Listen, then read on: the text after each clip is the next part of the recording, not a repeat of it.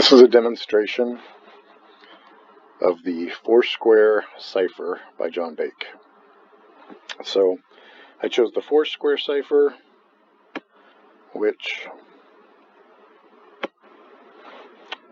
uses four different tables and uses coordinates between those tables to get the cipher.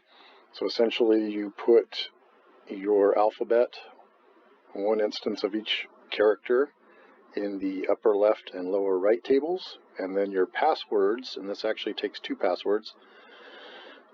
One instance of each character in the password goes in the first blocks of the upper right and lower left tables, and then the rest is filled in with the remaining characters from the alphabet. The cipher works by finding the location of the first, so it uses pairs of letters. It finds the first letter in the upper left, second letter in the lower right, and then takes the conjunction of those in the upper right table and the lower left table to give the two letters in the pair for the ciphertext. And then that process is reversed to get the decoded version of the plaintext. So I will run my program so we can see how it works.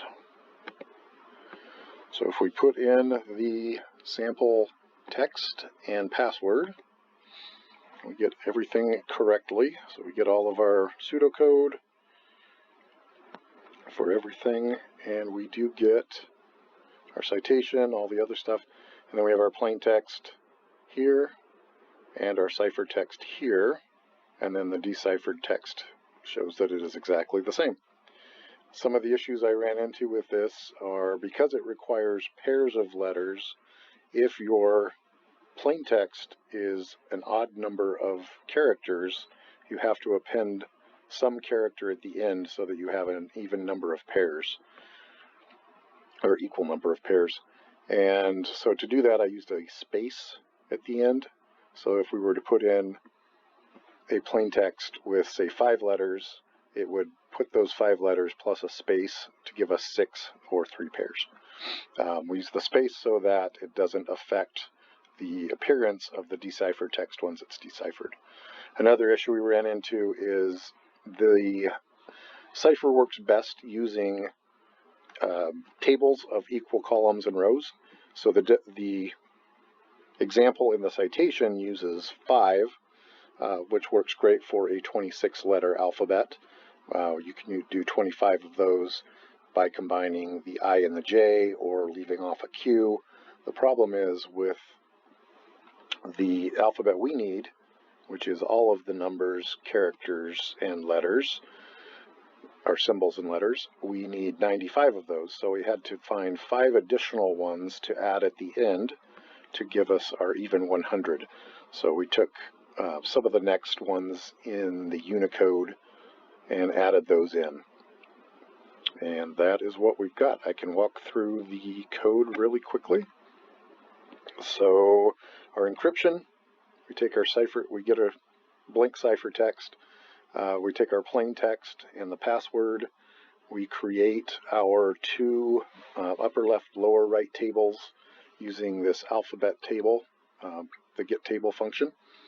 Because those are identical, we only need 1. And we can use that to represent both of those tables. And then we create a key table 1 and a key table 2 using the password. So the password, we only have one password coming in with this program. So to get the second password, I used a reverse or a split to get the reverse version of the password to give us our second password. And that just adds complexity to the cipher. Then we go through the length of the plain text and take pairs of those. Now, if we only have an odd number, then we need to add our space, as I mentioned. But then we walk through and we take each pair and we find the index in essentially our list in this case. And then we use this table size, which is going to be the square root of the number of characters, so in this case 10, and we use that to find the index for the location of the upper right and lower left tables. So our Cipher character 1 is equal to that index, and Cipher character 2 is equal to the other index. The reverse is true for the decrypt. In this case, we're just doing the reverse of that. So we take our, in this case, we take our key tables, which is the upper right and lower left tables, and do the same thing to get our plain text from our Cipher text. Then we have some extra functions that we needed to make this work.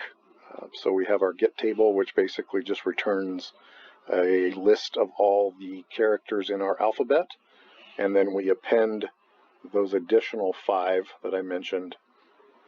And then for our get key, we've got a little bit more complexity with this one. So if we first have to take the password, but we only want one instance of each character, so we need to check to see if that, as we go through each one, we need to check to see if that character already exists, and if it does, we skip it. And then we do the same thing with the remaining alphabet table. So we take the alphabet table, check each character. If it already exists, we skip it. So we end up with one instance of each character. And that's what I've got. Thanks for watching.